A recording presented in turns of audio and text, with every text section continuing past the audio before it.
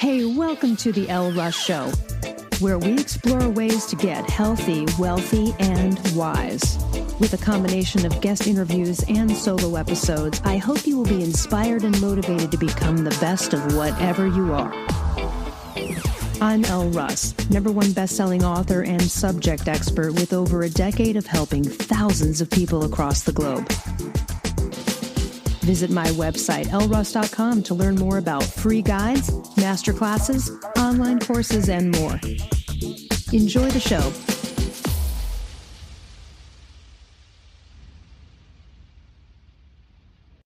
All right, I'm really looking forward to this conversation today with Michael Thompson. He's a career coach and he's a lecturer in Barcelona, Spain at the EAE Business School.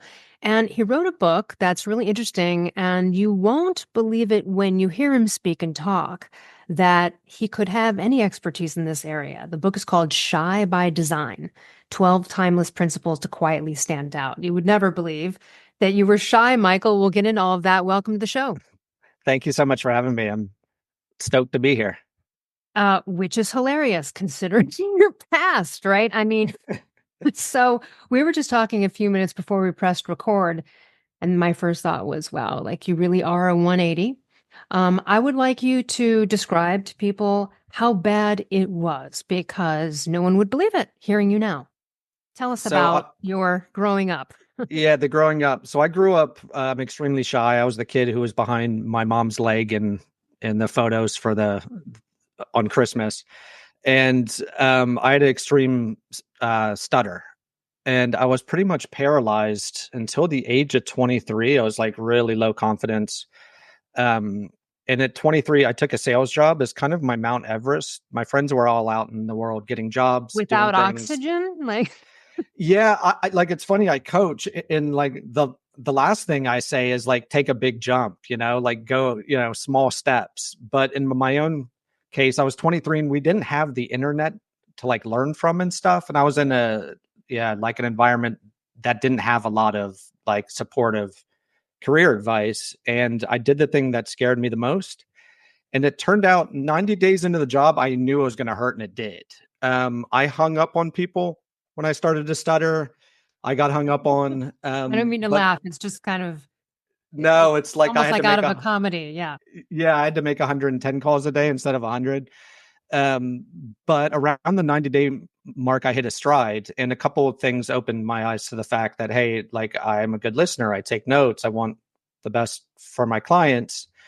And I saw people in the office at that time. I grew up as a military brat. So my dad and my environment was very much head held high, shoulders back, exude confidence at all times. And I was the opposite of it. And in the office, the top performer was kind of socially awkward. A bunch of people in the top 10 weren't what I was expecting. Some were charismatic and others weren't so much. It just opened my eyes to the fact that there's a lot of ways to go from A to B. And that kind of set off my career in motion. And now I teach it. I help students at a university here, a master's program in communication leadership skills. I generally work with the ones who have a story, but are a little bit scared to share it. And I write about those experiences. So it's been kind of a fun, it's taken me 25 years to kind of get the confidence I have now. But I wouldn't want it any other way. It's the challenge is the journey. Well, and that's why I wanted to speak to you today, too, given that, my second book is on confidence. And what you really exemplify is when I talk about how, some of the most confident people I know are the quietest people you'll meet, and that it's deceptive to think that one example is like a really, really close friend of mine, one of my best friends of all time. And he's the kind of guy where someone could see him maybe in the corner of a party sitting alone and go, oh, I feel bad. That guy's sitting alone. It's like, don't feel bad for him. He's having a great time. He's just observing. He's enjoying being himself there, and it's quiet. And he's not necessarily the first to speak. And what I have found that very more naturally confident people can learn from people like you who either have struggled or have to work a little bit is that you guys tend to be more diplomatic. You think a little bit before you speak, which is positive, even though it might come from a inability initially to speak up, right? It seems that it folds out into a diplomacy that people like me can adopt. And then also you guys tend to be more, and I mean guys and gals, but tend to be more like easier receivers versus us, a little bit easier at receiving and a little bit more vulnerable and maybe open with people. But the diplomacy is one thing, and that might be that listening and like thinking before you speak and being a little bit more deliberate. And that kind of confidence is amazing. And it's also really unexpected. So I interviewed a guy in my neighborhood who I know last week, Casey Powers, and he's got that level of quiet confidence where people would misgauge upon first meeting him, thinking, oh, maybe he's kind of weak or a little bit soft, in that way. But yet the guy is a powerhouse self-promoter, CMO, CEO type. And it's a level of interesting leadership because I think it's I don't know, it lends itself to leadership, and I want you to talk a little bit about that. Didn't mean to ramble on, but it's just you are an exemplification of that quiet confidence and how that might even be something some people would like to adopt. It is a funny thing. At the age of 46, I prefer the quiet confidence. Maybe in high school, we kind Yeah. of like look at the people who draw attention to themselves a little bit more. But generally now, I kind of want calm demeanors. There's enough chaos in the world. Yeah. But it's funny. My speech therapist, when I was like 15, I went in to our first session and she was like, your problem isn't speaking, it's listening. You get so caught up in what you're going to say that you don't listen to anybody. And she was absolute, like, it hurt to, like, I thought that was my superpower, was listening, because I couldn't speak well. But she was absolutely right. My head was spinning all the time about, what am I going to say? Am I going to screw up? Am I going to make a fool of myself? And she gave me some initial exercises, like it's like in speech therapy class, we watched videos and I took notes on body language, on the conversation. Yeah, and that kind of set off a lifelong note-taking journey, like where I'm still the person who is like, I think of the perfect thing to say like 2 days later. um and it works now, like my lane now at work, like being thoughtful, reserved, like a client of mine, he's the exemplary of quiet confidence. He is an absolute powerhouse. And he is like, I asked him a question once and he didn't know the answer. And he was like, I'm going to get back to you. I just thought he was pushing it off. A week afterwards, he called me and was like, I reserved an hour and I sat down and wrote about this thing. And here's what I got. And I could tell he sat alone in his office and he thought about it. And I was just like, I loved him immediately after that. Yeah. Thoughtful. Yeah, it is kind of the thing we do like. It's always the thing that is the attraction. Like maybe it's confidence in the beginning, but you need a softener. Like I always think that the key to success or attraction is to have an and. So if you're naturally confident or charismatic, that may attract you to someone may be attracted to you for that, but it's not going to keep them.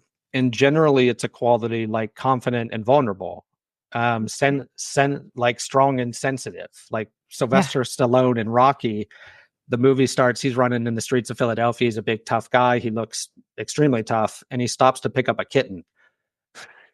And immediately it's just kind of like, it's a small Oh, detail, what but a writer's way to make the character. that's what the writers do. Yeah, that's the genius of writing. So I always think that if you can counter your hard quality like with a softer one, and generally for my wife, she thought I was brave. I moved to Barcelona.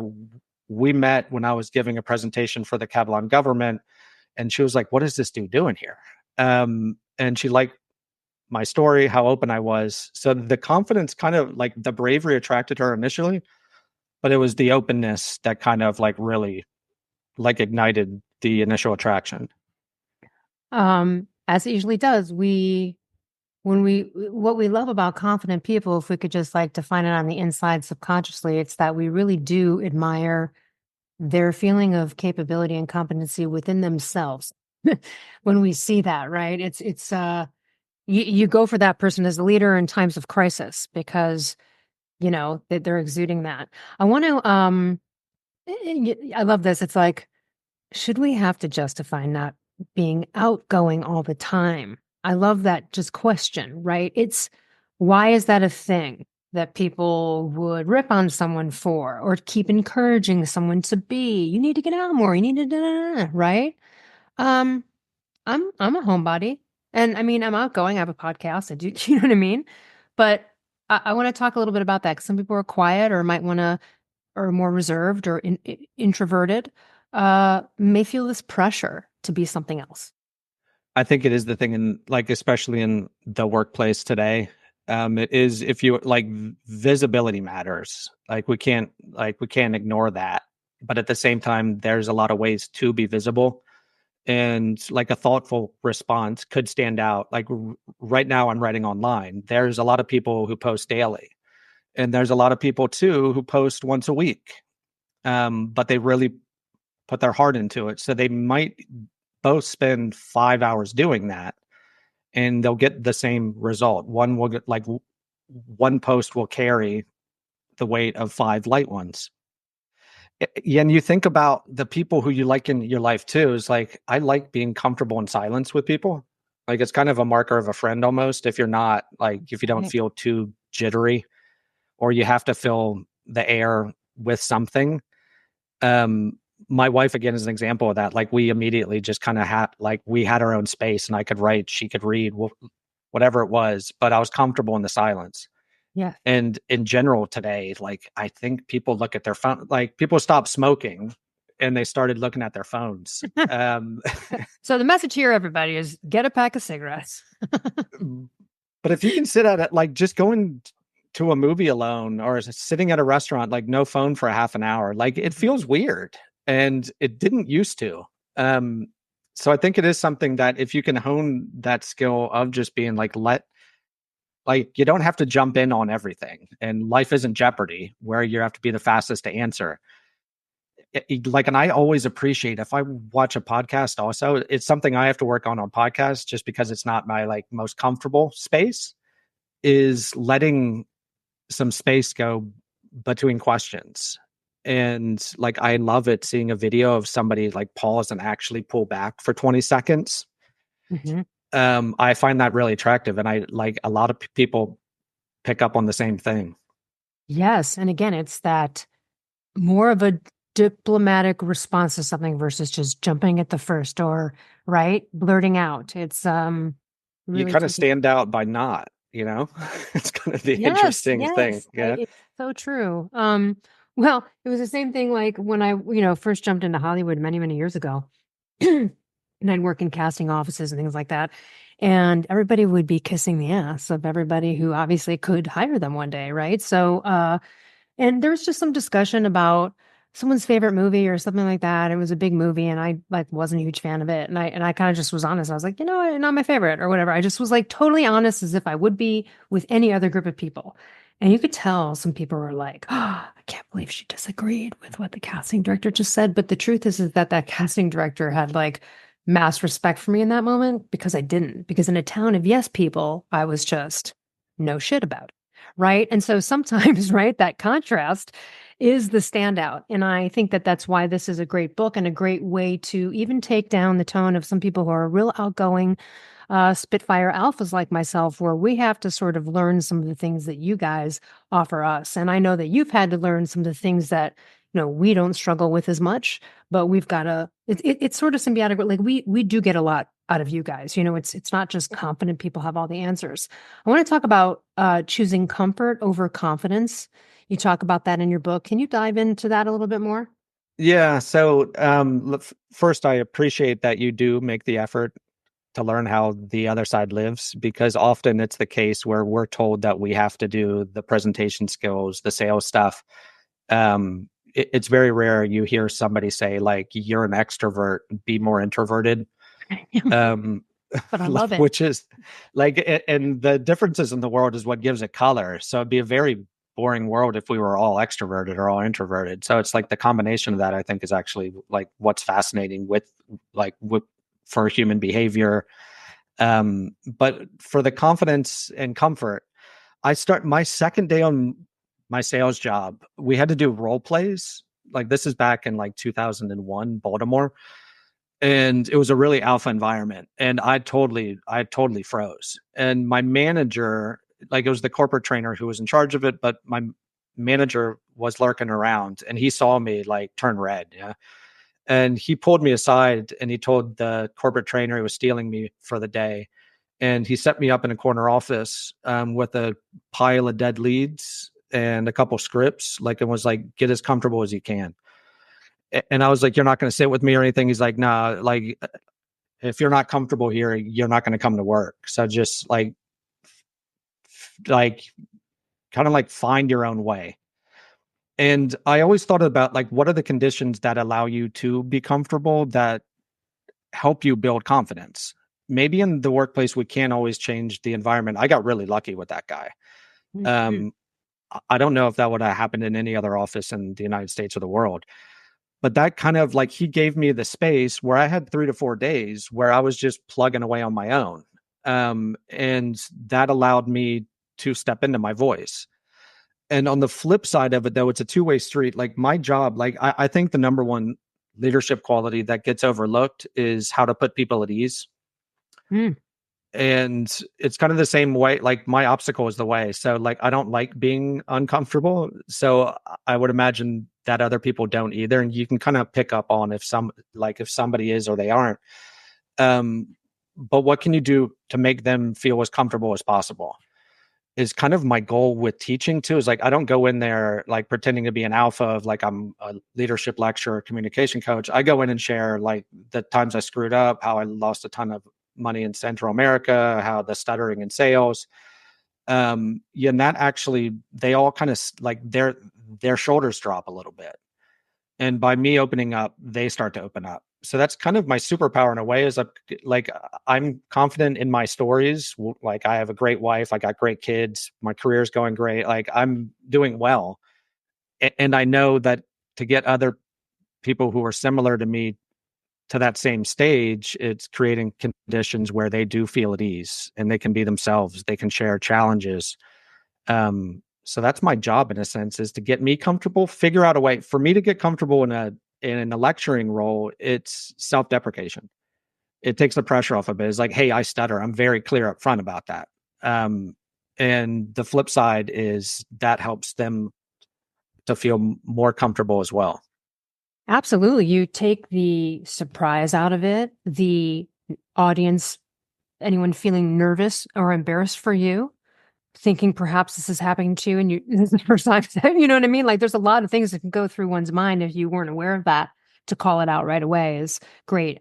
I want to mention that feeling comfortable, not always even in a positive aspect. And what I mean by that is I heard one of my mentors once make a call to an employee and they weren't firing the employee, but they had to like bring up something that was not going to be pleasant. But the way that they prefaced the criticism, they made the person feel comfortable to even receive it. They started off with like, "Hey, look, Jane, I think you're great. You know what, right?" Like, and kind of went through the things that they loved about this person and how much they've contributed. And then we're like, "But look, I got something I need to bring up." And what that did, right? That makes the person not go in immediate fear, like you're going to get fired. They're like, okay, I don't think I'm going to have to walk out of this job today. So right away, they're at ease. And there's so many ways to do that. It could be even with prefacing criticism. So I love that. All right, you well, get into this for the audience. You have tips that you wish you had ignored when meeting new people and growing your network. So this is a what you wish you would not have followed. So yeah, if I could rename my book again, it probably would be something along the lines of everything I learned growing up about relationships was wrong. It's a little bit of a dramatization, if I can say that word, but it's basically like growing up with the Air Force environment of shoulders back, head high. If you shake someone's hand, try and break it. I was the opposite of that. Like I was sensitive, and when meeting people, like my thing in my head was I had to perform to impress them instead of building a connection with them. So it was more on impression instead of connection. And like just the thing, it's kind of a cliche thing of being interested in the person who you're speaking with. Yeah, like there's a reason it said so, like Dale Carnegie to just about everybody is like be interested. Yes. And it's for the simple fact, like I think the best tip for me with relationships is just to be in awe of people. And I would go into something with kind of an agenda initially. And I was kind of taught that to be proactive and going after what you want and all these other things. But until you understand what other people value, it's kind of pointless. So a lot of Or if you're proactive about people pleasing, then it's not really great proactivity, is it? Right? no, Yeah. yeah, like it's performance, That's and you right. want to drop that as soon as possible, and just be yourself is very cliche. Also, Well, no, but I talk about this so much in some podcasts and even my book where someone asked me once, I had an esthetician who like used to give me facials, and she was kind of she'd be a little bit of people pleaser, self-admittedly, and she came in one day and she said, I went to this like party or walked into a restaurant. It was something, a public place. And she said, and I was so self-judgmental and I was like insecure and I was thinking like, oh my God, and these people are going to think of all this kind of stuff. And she said she had the thought where she goes, I bet Elle doesn't feel this way. And so she tells me the story and I go, no, I walk into every room like I own the fucking place. And I want to clarify that it is not from a place of dominating the environment. It's from a place of, you just go in and it's like, I'm okay with anything. I'm okay standing here. I'm okay talking to someone, getting to know someone. I'm not here to prove myself to yeah, anyone. I don't care if they know I'm a best-selling author. I don't give a shit. I'm not here to give my resume. And you lead with curiosity when you're just open to the unknown of the people in that environment. It makes it so, and they love it because they're so used to dumb conversation. I was recently in a situation and I wasn't uncomfortable, but I was just trying to make conversation because people are bad at it. And I was like, I asked a person who was a dentist, and I was just like, oh, I said, hey, what was it about it that made you want to become a dentist? And he goes, huh, I don't think anyone's ever asked me that. And I was like, really? Like, I'm curious about that when people say what they are. I'm like, why'd you want to do that? Like, how'd that happen? You know what I mean? And so people love it. And they also don't really get the chance to talk about their lives because people aren't interested. So when you leave with curiosity, like you said, it'll flow conversation, give comfort to an otherwise uncomfortable scenario if you just go outside yourself.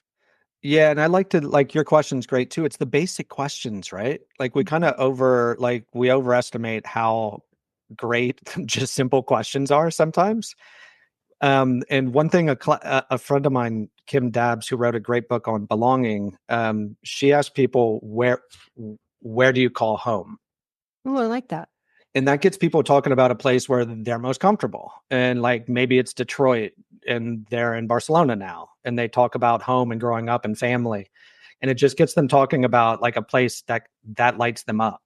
And just the basic things of like what got you into your field and all this kind of stuff. Yeah, compared to when you were younger, even did you think you'd be doing this work? Just those basic questions. Like it doesn't have to be so complicated. So it's not like going They in are they with are not they are not yes or no questions. They allow for more, more you can substance. dig in. Yeah, you can like if I say I got started in sales, like and somebody asked me like how did that make you feel growing up stuttering? Like we're probably going to build a connection on that conversation. Right. So it just opens the door. Like it's not to wow somebody with a question or throw them something that's a difficult question in the beginning. It's like even the topic here in Spain, it's funny, like people talk about the weather all the time just because it's a common thing. And we're told not to in the US. But if you think about it, if me and you had a connection, but the first thing that you said is like, my God, it's hot outside.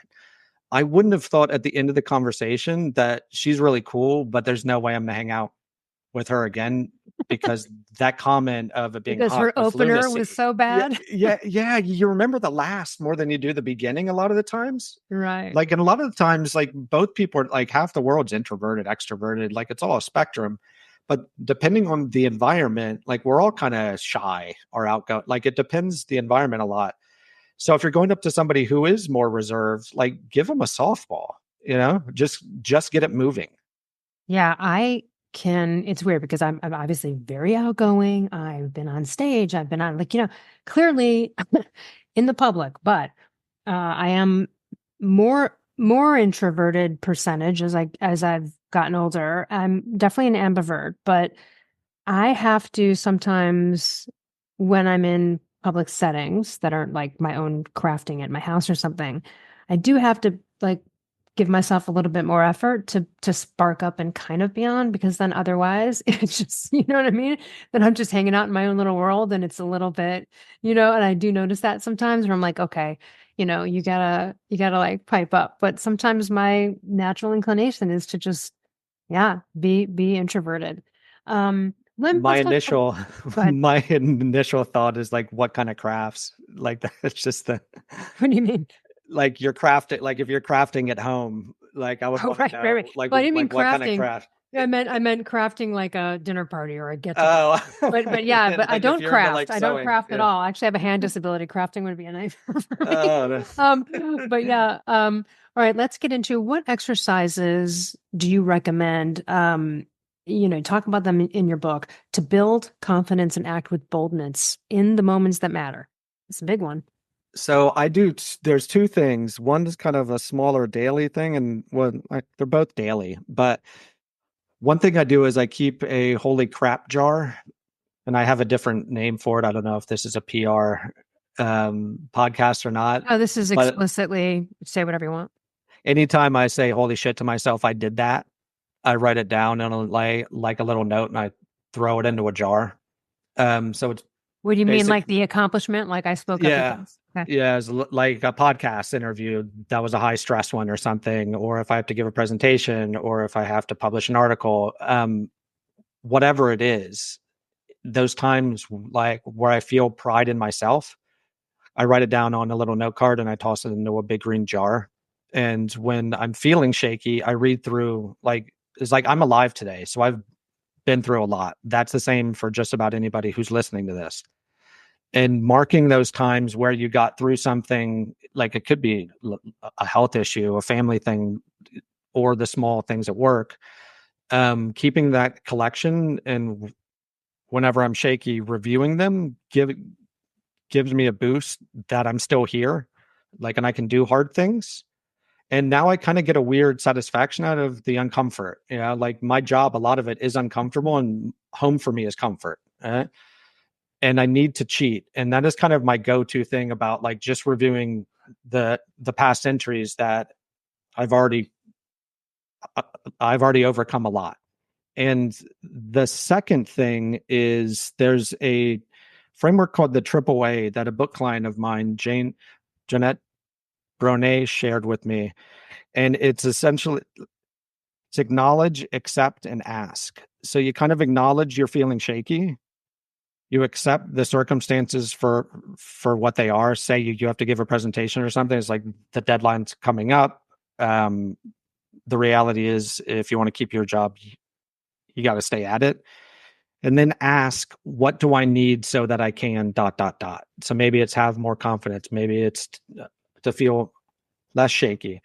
And following the thread of the presentation example, if you have to give a talk and you're not someone who likes presentation skills, maybe your thing of asking, what do I need so that I can deliver this with more confidence?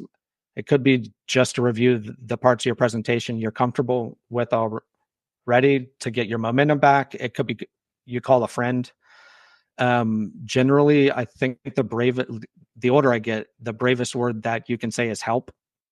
So Hmm. just by stepping back and be like, what's the next small thing I can do that will allow me to keep going forward is really impactful. So it's just, yeah, like breathing, like accepting the reality, like acknowledging you're human and you have these fears, like, and then asking, what's the next small thing I can do? I love that. And talking about the little jar of the wins, the overcomes, that you're throwing in there. Yeah. Are you gonna pull out one of those like 4 months from now and it's gonna say like I survived Elle Russ? The Elle Russ. This is going on like a poster board in the middle of it. Yeah, like you get off this podcast, you just like tear a piece of paper and like smash a crayon like hard as you can. No, no, what if this had been video, maybe, but no, I'm good. We talked both about how we love the nature of doing audio only. It's such a nice way to focus and like on what the person's saying versus being distracted by visuals. Um, Okay, so Shy by Design, 12 timeless principles to quietly stand out. Um, Everyone can get it where books are sold. We'll talk about where people can contact and reach out and learn more about you in a bit. But we haven't gone through 12, but give us another timeless principle to quietly stand out. I think the last one is kind of a like one I'm partial to. It's lift as you climb. Hmm. And when I started to write, maybe 8 years ago, I just moved to Barcelona, and there was a guy here he's not the Gary Vaynerchuk of Barcelona, but he wears a suit. He's more corporate, but a great reputation, and everybody knew who he was. And I reached out to him, and we met for a coffee, and I completely blew it. Like I had just had my first child. I was exhausted. I even think I said at one point in the conversation, like, "How do you live with your wife?" Like when he told a like a harmless story. I forgot my wallet, so he had to pay like just about everything. And when I got home, my like it's like I was not crying on the sofa, but sulking while my 1 year old was kind of laughing at me.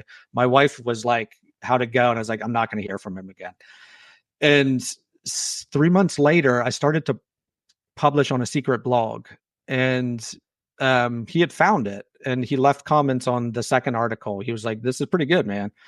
The third one, he helped me to tune it up, and it got accepted into Fast Company. And like I asked him why he stuck with me, and what he said, like it kind of like restored my faith in humanity and successful people at the same time. Is he was like, people need to get clear on three things to make an impact in the world.